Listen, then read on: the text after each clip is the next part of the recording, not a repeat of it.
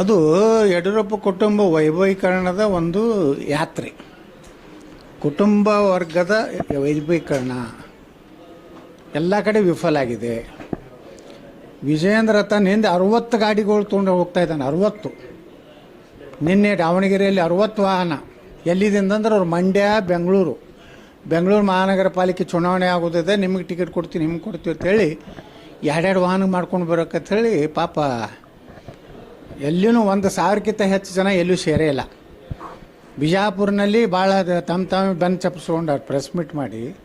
ಎಷ್ಟು ಜನ ಇದ್ದರು? ಇಡೀ ದರ್ಬಾರ್ ಹೈಸ್ಕೂಲ್ ಗ್ರೌಂಡದ ಕೆಪಾಸಿಟಿ ಕುರ್ಚಿ ಕೂಡ್ಸಿದ್ರೆ 5,000. ಅದ್ರ 25% ಕುರ್ಚಿ ಇವ್ರಿಗೆ ಇಟ್ಟಿದ್ದಿಲ್ಲ. ಅದರಾಗೂ ವಿಜೇಂದ್ರ ಭಾಷಣ ಮಾಡೋದಾಗ ಜನನೇ ಇಲ್ಲ, ಖಾಲಿ ಆಗೈತಿ. ಮತ್ತು ಆಲ್ಕೋಹಾಲ್ ಕುಡಿಲಕ್ಕೆ ಹೋಗೋ ಕಾರ್ಯಕರ್ತರು ಜನರಿಗೆ ಹೋಗತ್ತೆ ಹೇಳಿದ ಮೇಲೆ ಪಾರ್ಟಿ ಯಾವ ಕಡೆ ಹೋಗ್ತಾ ಇದೆ. ಕೇವಲ ನಾನು ಉಚ್ಚಾಟನೆ ನಂತರ ಅದನ್ನು ಜನರಿಂದ ಯಾವುದೇ ರೀತಿ ಏನು ಸಿಟ್ಟಿದೆ, ಆಕ್ರೋಶ ಇದೆ, ಆ ಆಕ್ರೋಶನ ಕಡಿಮೆ ಮಾಡ್ಲಿಕ್ಕೆ ಈ ವಿಜೇಂದ್ರ ಯಾತ್ರೆ ಕಾಂಗ್ರೆಸ್ಸಿನ ಭ್ರಷ್ಟಾಚಾರದ ವಿರುದ್ಧ ಅಲ್ಲ, ಕಾಂಗ್ರೆಸ್ಸಿನ ಸರ್ಕಾರದ ವೈಫಲ್ಯದ ವಿರುದ್ಧ ಅಲ್ಲ, ಕಾಂಗ್ರೆಸ್ ಹಿಂದೂ ವಿರೋಧ ನೀತಿಗಳ ವಿರುದ್ಧ ಅಲ್ಲ. ಇದು ಕೇವಲ ನಿನ್ನೆ ಒಬ್ಬ ಹೇಳ್ಯಾನ ಯಾರೋ ದಾವಣಗೆರೆ ಒಳಗೆ ಮುಂದಿನ ಮುಖ್ಯಮಂತ್ರಿ ಅಂತೇಳಿ. ಅದ್ರ ತಳಗಿನ ಕಮೆಂಟ್ ನೋಡಬೇಕು ನಾವು. ನಮ್ಮದು ಒಂದು ಚಾನೆಲ್ದವರು ಬಂದಿದ್ರು ತಳಗೆ ಕಮೆಂಟ್ ಎಷ್ಟು ಕೆಟ್ಟ ಬಂದವು. ಯಾವುದೇ ಕಾಲಕ್ಕೂ ಈ ರಾಜ್ಯದ ಜನ ಆ ಕುಟುಂಬ ಒಪ್ಪುವುದಿಲ್ಲ. ಇದು ಸ್ಪಷ್ಟ. ಸುಮ್ಮನೆ ಜನಾಕ್ರೋಶ ತಳಿ. ಯಾಕಂದರೆ ಎಲ್ಲಿ ತಮಿಳುನಾಡು ಅಧ್ಯಕ್ಷನ ತೆಗೆದಾಗ ನಾನು ತೆಗಿತೀನೋ ಭಯ ಬಂದಿರ್ಬೋದು, ಅದಕ್ಕೆ ಮಾಡ್ಯಾರ. ಬಿಜೆಪಿ ರಾಜ್ಯಾಧ್ಯಕ್ಷರ ಬದಲಾವಣೆ ಕೇಂದ್ರ ಸಚಿವರಿಗೆ ಅವಕಾಶ ಸಿಗತ್ತೆ ಅನ್ನೋದು ಸುದ್ದಿ. ಇಲ್ಲ, ಏನು ಪಕ್ಷದಲ್ಲಿ ಅವ್ರದ್ದು ಏನು ನಡೆದಿದೆ ಗೊತ್ತಿಲ್ಲ. ನಾನು ಪಕ್ಷದಿಂದ ಉಚ್ಚಾಟನೆ ಆದಮೇಲೆ ಯಾರ ಸಂಪರ್ಕನಾಗೂ ಇಲ್ಲ. ನಾನು ನೇರವಾಗಿ ಕರ್ನಾಟಕದಲ್ಲಿ ಇವತ್ತು ಅಡ್ಡಾಡ್ತಾ ಇದ್ದೀನಿ. ಭಾಳ ಅದ್ಭುತವಾದಂಥ ರೆಸ್ಪಾನ್ಸು ಹಳ್ಳಿಯಲ್ಲಿ. ನಾ ಎಲ್ಲೇ ಒಂದು ಲಗ್ನಕ್ಕೆ ಹೋಗ್ತಾ ಇದ್ದೀನಿ ಅಂದ್ರೂ ಜನ ಬಂದು, ನೂರಾರು ಜನ ಬಂದು ಪಟಾಕ್ಷಿ ಹಾರಿಸಿ ನೀವು ಏನು ನಿರ್ಣಯ ತೊಗೋತೀರಿ ನಾವು ಬದ್ದಿರ್ತೀವಿ, ಒಟ್ಟು ಹಿಂದುತ್ವ ಉಳಿಯುವಂಥ ಒಂದು ನಿರ್ಣಯ ಮಾಡಬೇಕು ಅನ್ನೋಂಥದ್ದು ಒಟ್ಟಾರೆ ಇವತ್ತು ರಾಜಕೀಯ ಪಕ್ಷ 3 ಪಕ್ಷ ಮೇಲೆ ಜನರ ವಿಶ್ವಾಸ ಹಾರಿ ಹೋಗಿದೆ. ಇನ್ನು ನಾ ಹೇಳಿನಲ್ರಿ, ವಿಜಯದಶಮಿ ತನಕ ನಾವೆಲ್ಲ ಅಡ್ಡಾಡ್ತೀನಿ. ಆದ್ರೆ ಒಂದು ಮಾತು ಹೇಳ್ತೀನಿ, ಈಗ ಇನ್ನೂ ಅಡ್ಡಾಡ್ಲಕತ್ತೀನಿಲ್ಲ. ನಾಳೆ ನಾವು ಇದಕ್ಕೆ ಹೊಂಟೀನಿ, ಹಾವೇರಿ ಒಳಗೂ ಒಂದು ದೊಡ್ಡ ಸಮಾವೇಶ ಈಶ್ವರಪ್ಪನವರು ನಾವು ಕೂಡಿ ಮಾಡ್ತಾಯಿದ್ವಿ. ಅಲ್ಲಿ ಏನು ಇವತ್ತು ನಮ್ಮ ಮುಗ್ಧ ಹುಡುಗಿಯರ ಮೇಲೆ ಏನು ದೌರ್ಜನ್ಯ ಆಗಿದೆ, ಅತ್ಯಾಚಾರ ಆಗಿದೆ, ಅದನ್ನೆಲ್ಲ ಖಂಡಿಸಿ ಇವತ್ತು ಹಿಂದೂ ಲವ್ ಜಿಹಾದ್ ಏನು ಹಿಂದೂಗಳ ಹೆಣ್ಮಕ್ಳ ಮೇಲೆ ಆಗ್ತಾಯಿದೆ. ಇದನ್ನು ಕಾಂಗ್ರೆಸ್ ಸರ್ಕಾರ ಸಂಪೂರ್ಣವಾಗಿ ಹಿಂದೂಗಳ ರಕ್ಷಣೆ ಮಾಡಲಿಕ್ಕೇ ಆಗ್ತಾಯಿಲ್ಲ. ಜನಿವಾರದಲ್ಲಿ ಏನಾದರೂ ಕಾಪಿ ಇಟ್ಕೊಂಡು ಹೋಗ್ಲಿಕ್ಕೆ ಆಗ್ತದ? ಅಥವಾ ಜನಿವಾರದಲ್ಲಿ ಏನಾದರೂ ಅಂದರೆ ಒಂದೊಂದು ಸಮುದಾಯಗಳನ್ನು ಈ ರೀತಿ ಟಾರ್ಗೆಟ್ ಮಾಡ್ತಾಯಿದ್ದಾರೆ. ನಾಳೆ ಈ ಕೆಲವೊಂದು ಬಸವಾದಿ ಪ್ರಮುಖರು ಅಂತ ಹೇಳ್ತಾರೆ, ನಾಳೆ ವಿಭೂತಿ ಗುಂಡುಗಡಿಗೂ ಹಾಕ್ಕೊಂಡು ಬರಬೇಡತ್ತಾರೆ. ಅದ್ರಾಗ ನೀವು ಏನೋ ಒಂದು ಇದನ್ನು ಇಟ್ಕೊಂಡು ಬಂದಿರತ್ತಾರೆ. ಅಂದರೆ ಇದು ಟೋಟಲಿ ಇದೊಂದು ಹಿಂದೂ ವಿರೋಧಿ ಸರ್ಕಾರ. ಈ ಸರ್ಕಾರವನ್ನು ಎದುರಿಸುವಂಥ ಸಾಮರ್ಥ್ಯ BJP ರಾಜ್ಯಾಧ್ಯಕ್ಷ ಇಲ್ಲ. ಸಂಪೂರ್ಣ BJP ರಾಜ್ಯಾಧ್ಯಕ್ಷ ವಿಫಲ ಆಗಿದ್ದರಿಂದ ಇವತ್ತು ಅಲ್ಲಿ ಸಾಕಷ್ಟು ಭಿನ್ನಾಭಿಪ್ರಾಯ ಇದೆ. ಅಶೋಕ್ ಬರ್ತಾಯಿಲ್ಲ, ಅಶ್ವಥ್ ನಾರಾಯಣ ಬರ್ತಾಯಿಲ್ಲ, ಯಾರು ಪ್ರಮುಖರು ಬರ್ತಾಯಿಲ್ಲ. ಶ್ರೀರಾಮುಲು ಬಂದರೆ ಸುಮ್ಮನೆ ಕಾಟಾಚಾರಕ್ಕೆ ಬಂದು ಹೋಗ್ತಾರೆ. ಅಂದರೆ ಎಲ್ಲರಿಗೂ ಬೇಜಾರು ಏನಿದೆ ಅಂದರೆ ಈ ವ್ಯಕ್ತಿಯ ಒಂದು 60 ಗಾಡಿ ತೊಗೊಂಡು ಬಂದರೆ ಅದು ಎಷ್ಟಾಯ್ತು ರೀ? 4 ಜನ ಬಂದಾರಂದ್ರೆ ಅಲ್ಲೇ ಒಂದು 200-300 ಜನ ಆದರು. ಇನ್ನೊಂದು 500-600 ಜನ ಒಂದು ವಿಧಾನಸಭೆಗೆ 1,000 ಮಂದಿನ ಕೂಡಿಸೋದಾಗಿಲ್ಲ.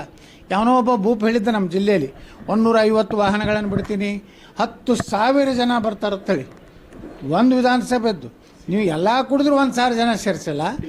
ಹಾಂ, ಸಿಟಿಯವ್ರು ಬರೋದಲ್ಲ ರೀ. ಸಿಟಿಯವ್ರಿಗೆ ಭಾಳ ಅವರು ಜನ ಎಲ್ಲ ಅಭಿವೃದ್ಧಿ ನೋಡ್ಯಾರ, ಸಿಟಿಯಲ್ಲಿ ಒಳ್ಳೆಯ ಕೆಲಸ ನೋಡ್ಯಾರ, ಮತ್ತು ಸುರಕ್ಷಿತ ಅದಾರ ಹುದ್ದೆಗಳು. ಅದರಿಂದ ಏನಾಗಿದೆ, ಹೊರಗಿನವ್ರು ಬಂದರೂ ಸಹಿತ ಕಾಟಾಚಾರಕ್ಕೆ ಬಂದಾರೆ.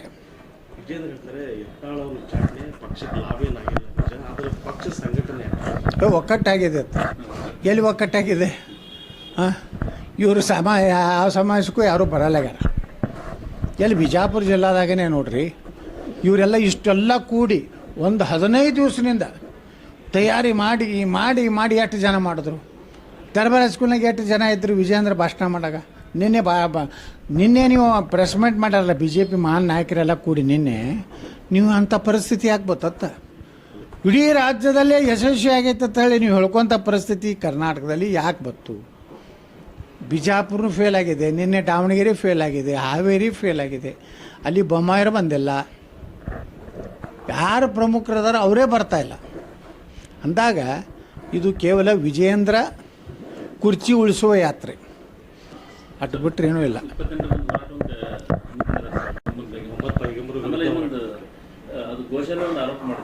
ಅದು ಮಾನಹಾನಿ ಆಗ್ತೀವಲ್ಲ, ಇವತ್ತು ಸಿದ್ದೇಶ್ವರ ಸಂಸ್ಥೆ ನಿರ್ಣಯ ತೊಗೊಂಡಿದ್ದೀವಿ, ಅವ್ನು ಮಾನಹಾನಿ ಆಗ್ತೀವಿ. ಯಾರ್ಯಾರು ಪತ್ರಿಕಾಗೋಷ್ಠಿಯಲ್ಲಿದ್ದರು ಅವರೆಲ್ಲರ ಮ್ಯಾಗೂ ಮಾನಹಾನಿ ಆಗ್ತೀವಿ. ಅದು ಯಾವುದೇ ದಾಖಲೆ ಇರದೆ ಏನು ಆರೋಪ ಮಾಡ್ಯಾರಲ್ಲ, ಅದಕ್ಕೆ ಅದನ್ನು ಮಾಡಬೇಕು. ಇಲ್ಕಂದ್ರೆ ಬೇಸರತ್ತಾಗಿ ಹಿಂದೂ ಸಮಾಜದ ಕ್ಷಮೆ ಬೇಡು, ಇಲ್ಲಾಂದರೆ ಅವ್ರಿಗೆ ಯಾವುದೇ ಸಂದರ್ಭದಲ್ಲಿ ಬಿಡುವುದಿಲ್ಲ. 28ನೇ ತಾರೀಕಿಗೆ ಏನಾದರೂ ಅವರು ಮೊದಲಿನ ಎಲ್ಲ ಇದರಲ್ಲಿ ನೋಡಿಬಿಟ್ರೆ ಬೆನ್ನಿಗೆ ಬೆಂಕಿ ಹಚ್ಚೋದು, ಹಿಂದೂ ಆಸ್ತಿಗಳನ್ನು ಹಾಳು ಮಾಡುವಂಥದ್ದು ಏನೋ ಪ್ರಯತ್ನ ಮಾಡಿದ್ರೆ ಅದರ ಭೀಕರ ಪರಿಣಾಮ ಆಗ್ತದೆ. ನಾನು ಇವತ್ತನೇ ಪೊಲೀಸ್ ವರಿಷ್ಠಾಧಿಕಾರಿಗಳಿಗೆ ಗೃಹ ಮಂತ್ರಿಗಳ ಪತ್ರ ಬರೆದಿದ್ದೀನಿ. ಯಾವುದೇ ಹಿಂದೂಗಳ ಹಾನಿ ಆದರೆ ಯಾರು ಅದರ ನೇತೃತ್ವ ತೊಗೊಂಡಿರ್ತಾರೆ ಅವರಿಂದಲೇ ವಸೂಲಿ ಮಾಡಬೇಕು. ಆ ರೀತಿ ಅವ್ರಿಗೆ ಯಾವುದೇ ರೀತಿ ಅವಕಾಶ ಕೊಡಬಾರ್ದು. ಒಂದು ವೇಳೆ ಅವರು ಕೆಲವೊಂದು ಗುಂಡಾಗಳನ್ನು ತಂದು ಏನಾದರೂ ಮಾಡಿದ್ರೆ ಮರುದಿವ್ಸನೇ ಇಡೀ ಕರ್ನಾಟಕದಿಂದ ನಾವು ಜನ ಸೇರಿಸಿ ಅವ್ರು 1 ಲಕ್ಷ ತರಲ್ಲ, ನಾವು 10 ಲಕ್ಷ ಸೇರ್ಬೇಕಾಗ್ತದೆ. ಅದಕ್ಕೆ ಇಂಥ ಎಚ್ಚರಿಕೆ ಇಂಥದ್ದು ಏನಾರು ನಾಟಕ ಅವ್ರು ಮಾಡಿದ್ರೆ ನಾವು ಸುಮ್ಕೊಂಡಿರೋದಿಲ್ಲ. ಅದಕ್ಕೆ ನಾನು ಪೊಲೀಸ್ ಇಲಾಖೆಯವ್ರಿಗೆ ಹೇಳ್ತಾ ಇದ್ದೀನಿ, ನೀವು ಅವ್ರಿಗೆ ಏನೇ ಪರ್ಮಿಷನ್ ಕೊಡಬೇಕಾದ್ರೆ ಅವ್ರ ಕಡೆ ಬಾಂಡ್ ಬರ್ಸೋಬೇಕು. ಯಾವುದೇ ಸಾರ್ವಜನಿಕ ಆಸ್ತಿ ಪಾಸ್ತಿ ಅಥವಾ ಹಿಂದೂಗಳ ಆಸ್ತಿ ಪಾಸ್ತಿ ಏನಾರೇ ಆದರೆ ನಿಮ್ಮಿಂದ ವಸೂಲಿ ಮಾಡಲಾಗೋಗುತ್ತೆ. ಬರೆದು ಕೊಟ್ಟರೆ ಮಾಡಲಿ. ಪ್ರಜಾತಂತ್ರದಲ್ಲಿ ಹೋರಾಟ ಅವ್ರ ಪ್ರತಿಭಟನೆ ಇರ್ತದೆ. ಆದರೆ ಗುಂಡಾಗಿರಿ ಮಾಡ್ತೀನಿ, ಏನೋ ಕೊಲ್ತೀನಿ, ಸುಡ್ತೀನಿ ಅನ್ನೋಂಥದ್ದು ಏನಾರು ಇದ್ದರೆ ಅದಕ್ಕೆ ಯಾವ ಹಿಂದೂಗಳೂ ತಯಾರದಾರೆ, ಎದುರಿಸ್ತೀವಿ ನಾವು. ನಮ್ಮಲ್ಲಿ ತಾಕತ್ತಿದೆ. ನಾವೇನು ಅಂದು ಕ್ಷಮಾಗಿಮ ಬಿಡುವಂಥದ್ದು ಪ್ರಶ್ನೆನೇ ಇಲ್ಲ. ನಾವೇನು ಹೇಳಿದ್ದೀವಿ ಅದಕ್ಕೆ ನಾವು ಬದ್ಧದೀನಿ. ಮಾನ್ಯ ಬಾಬಾ ಸಾಹೇಬ್ ಅಂಬೇಡ್ಕರ್ ಅವ್ರ ಜನ್ಮದಿವಸನೇ ಹೇಳೀನಿ. ಅಷ್ಟು ನೀವು ಮಾಡ್ತೀನಿ ಅಂದ್ರೆ ಮಾಡಿ, ನಾವು ತಯಾರಿದ್ದೀವಿ.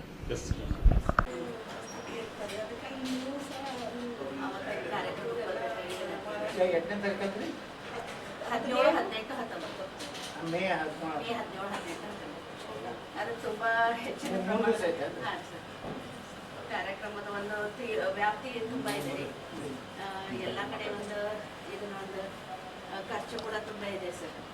ಎಲ್ಲ ನಾಮಜಪ ಯಜ್ಞ ಮತ್ತು ಅನ್ನದಾನ ಮತ್ತು ಅಲ್ಲಿ ಬಂದಿರುವಂಥ ಎಲ್ಲ ಸಾಧು ಸಂತರಿಗೆ ವ್ಯವಸ್ಥೆ ಮತ್ತು 25,000 ಧರ್ಮಾಭಿಮಾನಿಗಳು ಯಾರು ಇದಕ್ಕೋಸ್ಕರ ತ್ಯಾಗ ಮಾಡ್ತಾ ಇದ್ದಾರೆ. ಒಂದು ಹಿಂದೂ ರಾಷ್ಟ್ರಕ್ಕೋಸ್ಕರ ಒಂದು ತಮ್ಮ ಸಮಯ ತಮ್ಮ ಜೀವನವನ್ನೇ ಅರ್ಪಣೆ ಮಾಡ್ತಾ ಇದ್ದಾರೆ. ಅವ್ರಿಗೆಲ್ಲ ಒಂದು ಗೌರವ ಸನ್ಮಾನ ಕೂಡ ಇದೆ. ಅದಕ್ಕೋಸ್ಕರ ಒಂದು ಸ್ವಲ್ಪ ಇದನ್ನು ಮಾಡಿ ಒಂದು ಫೋಟೋ ತೆಗೆದ್ರೆ ಇದು